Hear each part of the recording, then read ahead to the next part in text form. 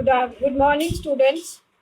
आज हम लोग पाठ 2 वसुधैव कुटुंबकम का अनुवाद देखेंगे और उसके प्रश्न उत्तर देखेंगे। तो सबसे पहले वसुधैव कुटुंबकम इस उक्ति पर हम चर्चा करें। यह प्रचलित श्लोक का अंश है। अयम निजः परो वेति गणना लघु चेतसाम उदार चरितानाम तु वसुधैव कुटुंबकम। हाँ, तो इसका क्या अर्थ है? कोई बताएगा? इसका अर्थ कोई बताएगा? Good morning.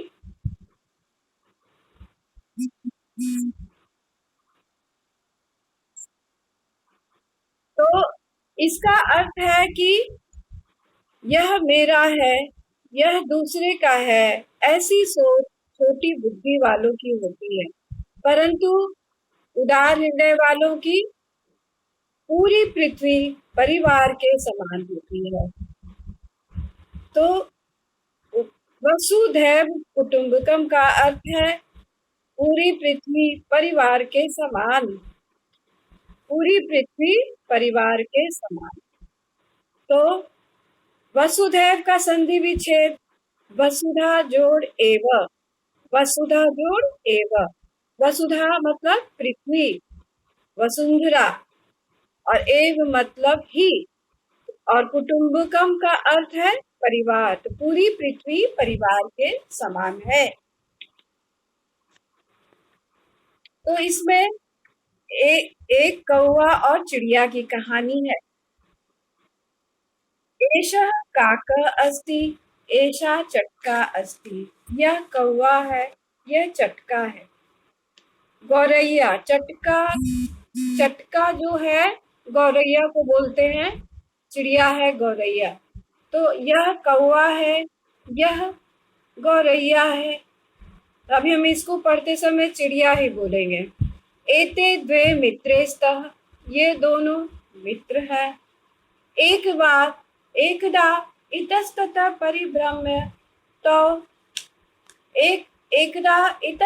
परिभ्रम्य तो एकस्मिन् वृक्षे निर्मितम् एकं सुंदरम गृहम् अपश्यताम्। एक बार इधर उधर घूमकर दोनों ने एक वृक्ष पर एक सुंदर घर बना हुआ देखा। दोनों ने एक साथ एक सुंदर घर बना हुआ देखा। सुंदरम गृहम दृष्ट्वा तो अचिंतयाताम्। दोनों ने सुंदर गृह को देख करके सोचा। दोनों ने सुंदर गृह को देखा, घर को देखा और सोचा कि किमर्थम न आभ्यो अपि एतादृशं सुंदरम गृहं भवेत्। क्यों न हम दोनों का भी ऐसा ही एक सुंदर घर हो। अतः अधुना आवाम अपि एतादृशं सुंदरम गृहं रचयिष्याम। तो सुंदर घर को देखकर उनके मन में यह भावना आई कि क्यों ना हम दोनों का भी एक सुंदर घर हो, ऐसा ही। उसके बाद दोनों चले जाते हैं। दोनों जाते हैं और क्या होता है? काकः वृक्षे मृत्तिकया सुंदरम गृहं निर्मितवान। कौवे ने मिट्टी से सुंदर घर को बनाया। कौवे ने मिट्टी से सुंदर घर को बनाया, है ना? कौवे ने मिट्टी से सुंदर घर को बनाया। और चटका तृणे स्वगृहं निर्मितवती। और गौरैया ने तिनकों से अपने घर को बनाया। Good morning. और गौरैया ने तिनकों से अपने घर को बनाया। अच्छा देखो, निर्मितवान में अक्तवतु प्रत्यय है। अक्तवतु प्रत्यय तुम लोगों को पिछली बार पढ़ाया गया होगा। यह भूतकाल का प्रत्यय है और कर्तृपद में लगाया जाता है। जैसे निर्मितवान, निर जोड़ मा जोड़ अक्तवतु, पुल्लिंग में यह वान हो जाता है और स्त्रीलिंग में यह वती हो जाता है। तो निर्मितवान और निर्मितवती। तो कौवे ने मिट्टी से सुंदर घर बनाया और गौरैया ने तिनकों से अपना सुंदर घर बनाया। निर्मितवान निर्जोड़ माँ जोड़ अक्तवतु, उसी तरह से निर्मितवती स्त्रीलिंग हो गया। निर्जोड़ माँ जोड़ अक्तवतु स्त्रीलिंग इंगित हो गया इसमें। और उसी तरह से कुछ और उदाहरण देखे अक्तवतु का। पठ जोड़ अक्तवतु पठितवान, खाद जोड़ अक्तवतु खादितवान, चल जोड़ अक्तवतु चलितवान। तो खादितवान पठितवान का अर्थ क्या होगा? पठितवान का अर्थ पढ़ा, खादितवान का अर्थ खाया, चलितवान का अर्थ चला, चलितवान चलितवती, पठितवान पठितवती, खादितवान खादितवती। ये कैसी आवाज आ रही है? ऐसी ऐसी आवाजें आती हैं तो मुझे बरबस ही सबको म्यूट करना पड़ता है, वरना मैं बिल्कुल नहीं चाहती हूँ कि आप लोगों को म्यूट करूं। चटका त्रिणे स्वगृहम निर्मितवती, चटका तिनकों से अपना घर बनाई। चटका तिनकों से अपना घर बनाई और इसने कौवे ने मिट्टी से अपना घर बनाया। अंशुल केशरी, आपका माइक ऑन है जिससे आवाज आ रही है। वर्षा रानी का भी माइक ऑन है।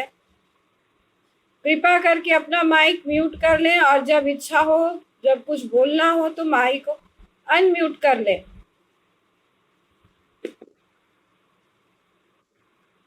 यहाँ सब पता चलता है कि कहाँ से आवाजें आ रही हैं। काकः वृक्षे मृत्तिकया सुंदरम गृहम निर्मितवान, कौवे ने वृक्ष पर मिट्टी से सुंदर घर बनाया। चटका तृणे स्वगृहम निर्मितवती, चिड़िया ने तिनकों से अपना घर बनाया।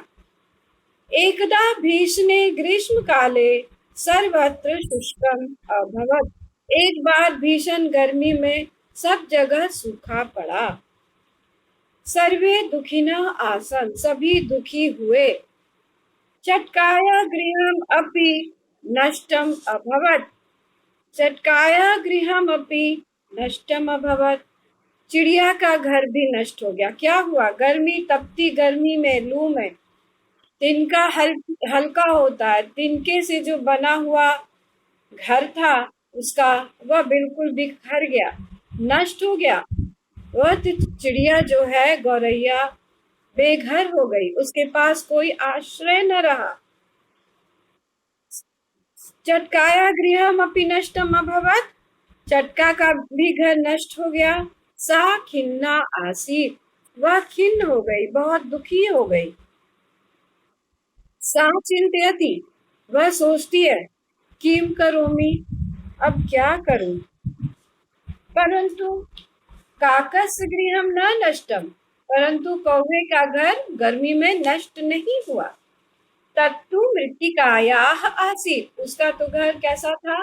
मिट्टी का था। तो किसका घर नष्ट हुआ बताइए?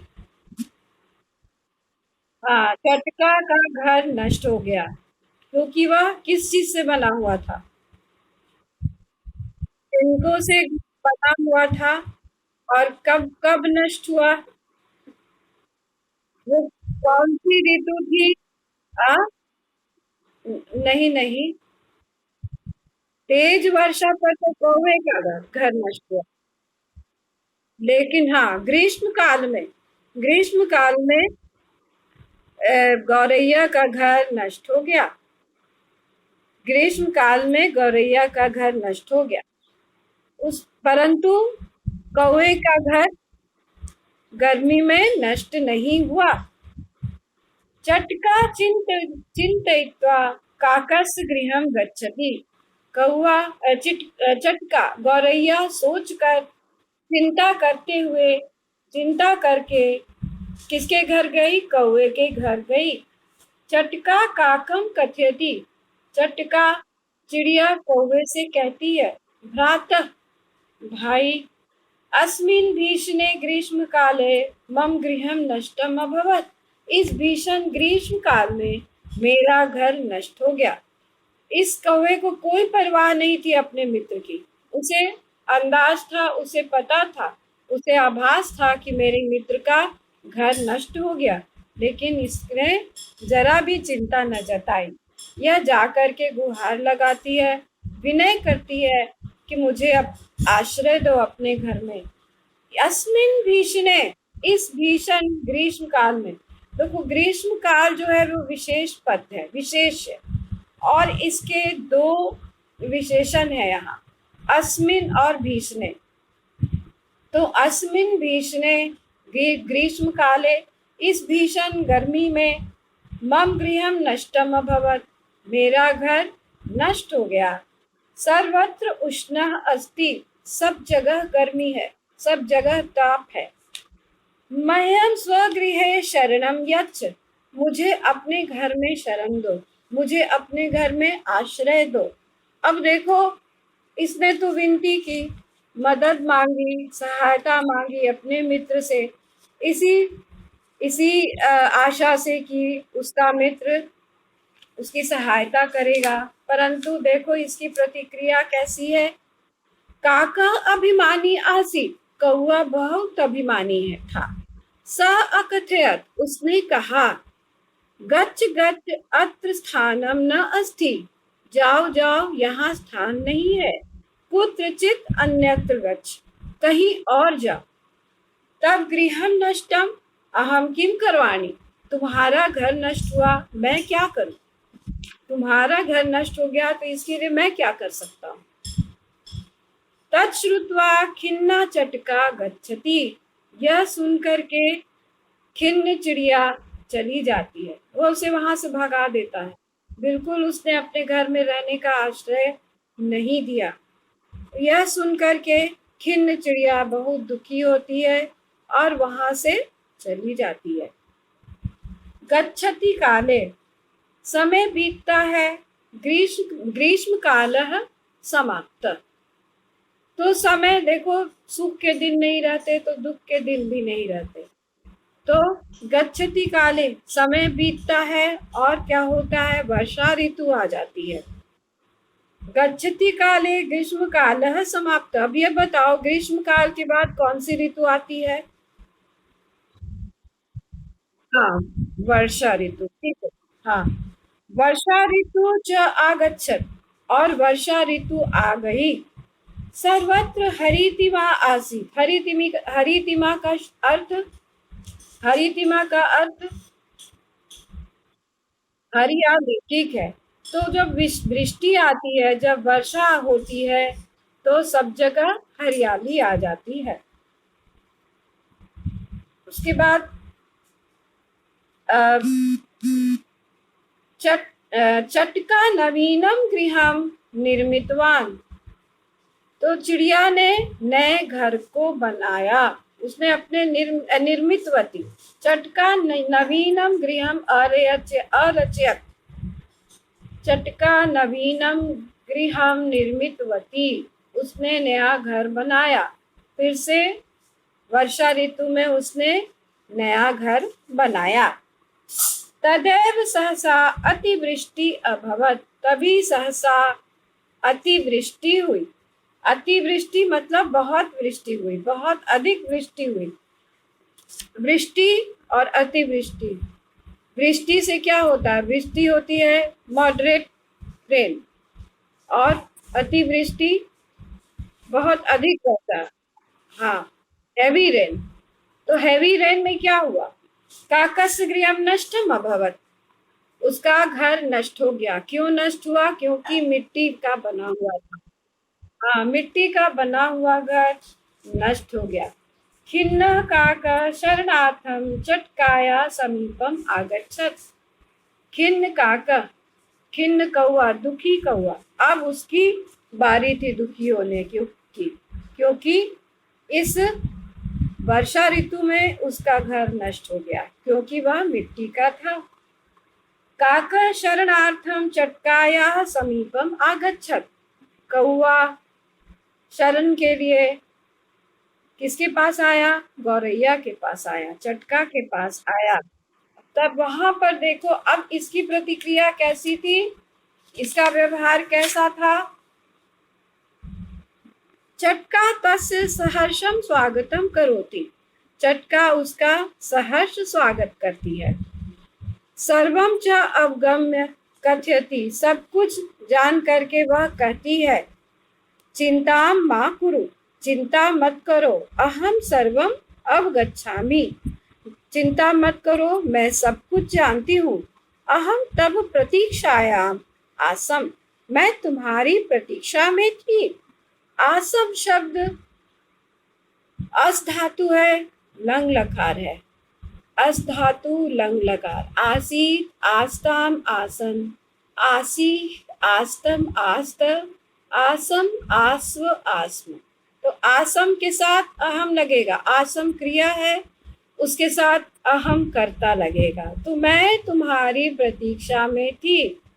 अहम तब प्रतीक्षायाम आसम। मैं तुम्हारी प्रतीक्षा में थी। तब क्या है? तब युष्मत् का षष्ठी विभक्ति है। तो तब का विपरीत शब्द क्या होगा? तब का विपरीत शब्द मम। तो मैं तुम्हारी प्रतीक्षा में थी। अंतः आगच्छतु। अंदर आओ, अंदर आ जाओ। काकः लज्जितः भवति। अब काकः अपने व्यवहार पर बहुत लज्जित होता है। बेचारा क्या, वो तो बहुत धूर्त था, तो वह बहुत लज्जित होता है। अब वह बहुत लज्जित होता है क्योंकि उसने गौरैया की सहायता उसके कष्ट के दिनों में नहीं की, लेकिन यह गौरैया ने इसके विपरीत अपने मित्र कौवे की सहायता की। कौवा लज्जित होता है। चटका पुनः कथयति। चटका गौरैया फिर से कहती है, भ्रातः चिंताम त्यजतु। भ्रातः भाई, चिंता का त्याग कर दो। आनंदेन भोजनम करोतु। आनंद से भोजन करो। वर्षा पर्यंतम आवाम मिलित्वा अत्र स्थास्याव।